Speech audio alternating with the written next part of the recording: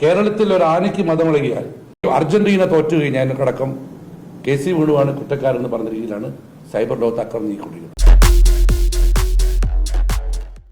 Hi, എല്ലാവർക്കും നമസ്കാരം. അപ്പോൾ ഇന്ന് സോഷ്യൽ മീഡിയയിൽ പ്രവീൺ കുമാർ എന്ന വ്യക്തിയുടെ ഒരു പോസ്റ്റ് കണ്ടതിന്റെ ബേസിലാണ് ഞാൻ ഈ വീഡിയോ ചെയ്യുന്നത്. കാരണം അഡ്വക്കേറ്റ് പ്രവീൺ കുമാർ എന്ന വ്യക്തി കോൺഗ്രസിന്റെ ഏതോ ഒരു ഭാരവാഹിയാണെന്ന് പുള്ളിയുടെ പറച്ചിൽ നിന്നും മനസ്സിലായി. തന്നെയുമല്ല, കെ.സി. വേണുഗോപാൽ പക്ഷത്തിന്റെ ആളാണെന്നും പുള്ളി തന്നെ അടിവരയിട്ട് ഈ സംസാരത്തിലൂടെ തെളിയിക്കുന്നുണ്ട്. അപ്പോൾ പുള്ളിയുടെ ഇന്നത്തെ ആ വീഡിയോയുടെ കുറച്ച് ഭാഗം ഞാനൊന്ന് ഇവിടെ കാണിക്കാം. ആദ്യം തന്നെ ഞാൻ ഈ സഹോദരനോട് പറയാനുള്ള ഒരൊറ്റ കാര്യമേ ഉള്ളൂ.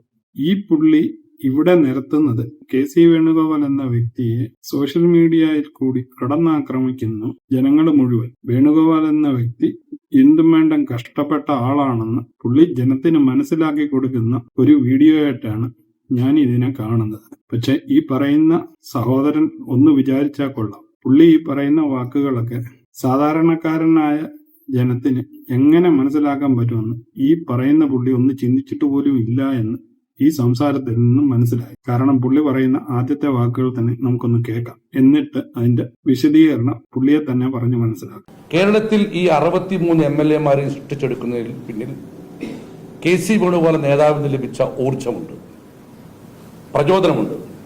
അതൊന്നും ആരും എവിടെയും പറയുന്നില്ല.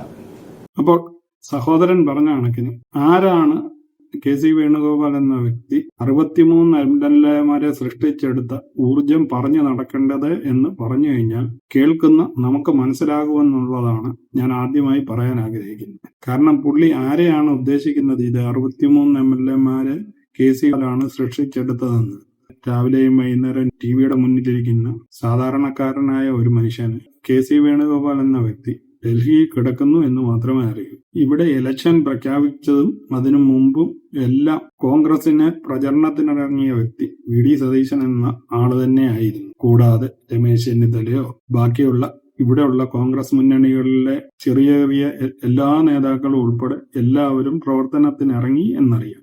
പിന്നെ പുള്ളി ഈ പറയാൻ ഉദ്ദേശിക്കുന്നത് കെ.സി. ആണ് ഫണ്ട് സ്വരൂപിച്ചു നൽകിയതെന്ന്. സാധാരണക്കാരനായ എത്ര പേർക്ക് ഇതറിയണം? അറിഞ്ഞിട്ട് എന്ത് കാര്യം? ബാക്കിയും കൂടെ ഇദ്ദേഹം പറയുന്നത് നമുക്ക് കേൾക്കാം. അദ്ദേഹം കേരളത്തിലെ യു.ഡി.എഫിന്റെ വിജയത്തിന് വേണ്ടി കൊണ്ട് നടത്തിയ പ്രവർത്തനങ്ങൾ സോഷ്യൽ മീഡിയ പോലും പ്രവീൺ കുമാർ എന്ന വ്യക്തിയുടെ ഒരു പോസ്റ്റ് കണ്ടതിനും ഞാൻ ഈ വീഡിയോ ചെയ്യുന്നത്.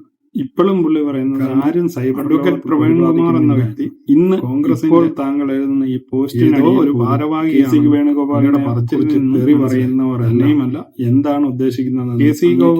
കെ.സി. വേണുഗോപാൽ പക്ഷല്ല എന്ന ആളാണെന്നും കാരണം കെ.സി. പുള്ളി തന്നെ അടിവരയും തെറി വിളി സംസാരത്തിലൊന്നാമത്തെ കാരണം ഇലക്ഷന്റെ റിസൾട്ട് വന്നു കഴിഞ്ഞു. അപ്പോൾ കോൺഗ്രസ് പുള്ളിയുടെ ഇന്നത്തെ ആ വീഡിയോ അതിലൂടെ മുഖ്യമന്ത്രി കസേരയ്ക്ക് വേണ്ടി വി.ഡി. സതീശൻ കുറച്ച് ഞാനൊന്ന് ഇവിടെ ഒരു പിൻവാതിൽ നിയമനക്കാരനായി മാത്രമാണ് ഈ വേണുഗോപാൽ എന്ന സഹോദരനോട് പറയാനുള്ളത് ഒരൊറ്റ വ്യത്യസ്തമായി കാണാൻ തുടങ്ങിയത് എന്ന് താങ്കൾക്ക് മനസ്സിലാവുള്ളി.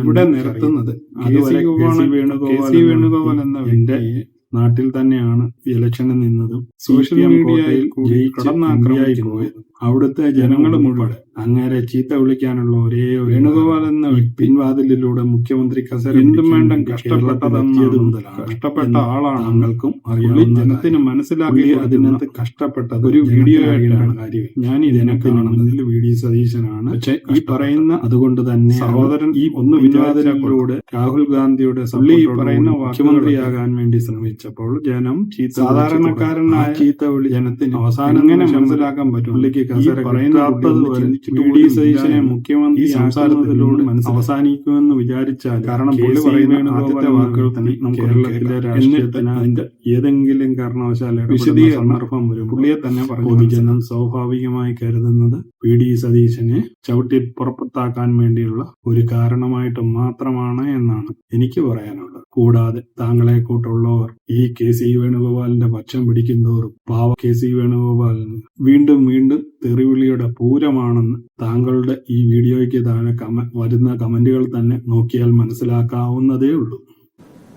കേരളത്തിൽ ഒരു ആനയ്ക്ക് മതമിളകിയാൽ ഇപ്പോൾ അർജന്റീന തോറ്റു കഴിഞ്ഞാൽ അടക്കം കെ.സി. വേണുവാണ് കുറ്റക്കാരെന്ന് പറഞ്ഞ രീതിയിലാണ് സൈബർ ലോകത്ത് ആക്രമണം നീക്കൊണ്ടിരിക്കുന്നത്.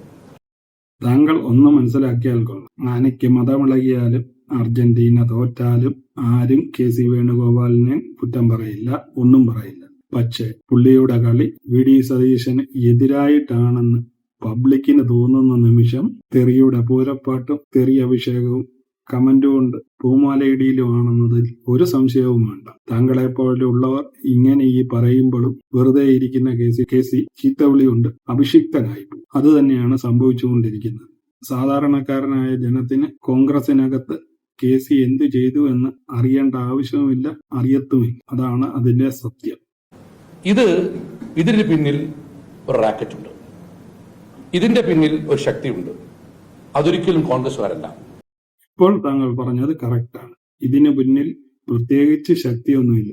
സാധാരണക്കാരനായ കേരളത്തിലെ പൊതുജനങ്ങൾ മാത്രമാണ്. അത് സാധാരണക്കാരായ കോൺഗ്രസ്സുകാരും മാത്രവുമല്ല, കോൺഗ്രസ്സുകാരും ഇഷ്ടംപോലെ ആൾക്കാർ ഈ KCയുടെ പുറവശത്തോടുള്ള കുത്തലും തൊഴുത്തിക്കുത്തും ഒക്കെ കാണുമ്പോൾ പറയുന്നുണ്ടെങ്കിലും അവർ പറയുന്നതിൽ കൂടുതൽ പബ്ലിക്കാണ് KC വേണുഗോപാലിനെതിരായി പുള്ളിയെ സപ്പോർട്ട് ചെയ്യുന്നവരെ ചീത്ത പിടിച്ചുകൊണ്ടും എഴുതുന്നതെന്ന് താങ്കൾ മനസ്സിലാക്കിയാൽ കൊള്ളാം. താങ്കളോടുള്ള ഒരു വ്യക്തിവിരോധം കൊണ്ടുമല്ല പറയുന്നത്. KC വേണുഗോപാൽ എന്ന വ്യക്തി കേരളത്തിൽ എന്ന് ഈ ഭരണത്തിനിടയ്ക്ക് കൈകടത്തുന്നു അന്നെല്ലാം ഇത് തന്നെയായിരിക്കും പുള്ളിയുടെ അവസ്ഥ എന്ന് കണ്ണടച്ച് നമുക്ക് ചിന്തിക്കാവുന്നതേ ഉള്ളൂ. ഇതിനെ സൈബർ അറ്റാക്ക് എന്നൊന്നും പറയേണ്ട ഒരു കാര്യവുമില്ല. കാരണം കണ്ടിരിക്കുന്ന ജനം കഴുതയല്ല എന്ന് ഓർക്കുക. അപ്പോൾ താങ്കളോടുള്ള മറുപടി ഇത്രയും പറഞ്ഞുകൊണ്ട് ഞാൻ എന്റെ വാക്കുകൾ അവസാനിപ്പിക്കുകയാണ്. സാധാരണക്കാരായ ഇത് കാണുന്നവർക്കും ഇതേ അഭിപ്രായം തന്നെയാണെന്ന് 100% ഉറപ്പുണ്ട്.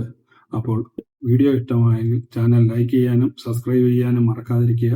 വീണ്ടും പുതിയൊരു വീഡിയോയുമായി കാണാം. അതുവരെ നിങ്ങൾക്കെല്ലാവർക്കും ഗുഡ് ബൈ.